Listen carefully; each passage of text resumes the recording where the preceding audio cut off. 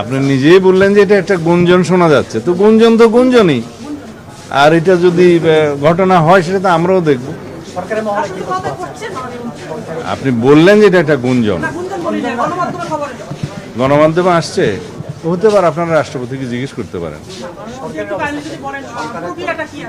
প্রক্রিয়াটা না, এটা রাষ্ট্রপতি সাংবিধানিকভাবে ইনি পদত্যাগ করতে চাইলে অথবা স্বাস্থ্যগত কারণে যে কোনো কারণে চাইলে তার সেটা অপশন আছে, কিন্তু আমরা তো জানি না।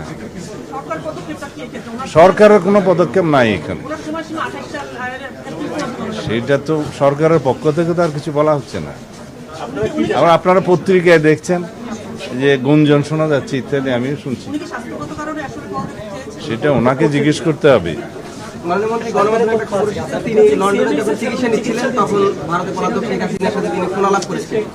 না, উনি চিকিৎসাতে কিছুদিন আগে বিদেশে গিয়েছিলেন, তো চিকিৎসা তো নিতেই পারে অসুস্থ হলে।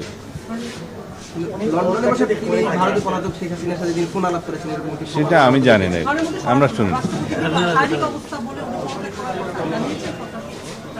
না। এটা সরকারকে জানানোর কথা না। যদি মহামান্য রাষ্ট্রপতি স্বাস্থ্যগত কারণে হোক যে কোনো কারণে হোক পদত্যাগ করতে চান, সেই অপশন তো ওনার আছে। এখানে সরকারের পক্ষ থেকে কিছু বলা হয়নি, আমিও এগুলো পত্রিকায় শুনছি।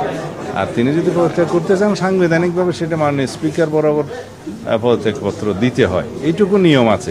জানি, এর বাইরে কিছু জানি না।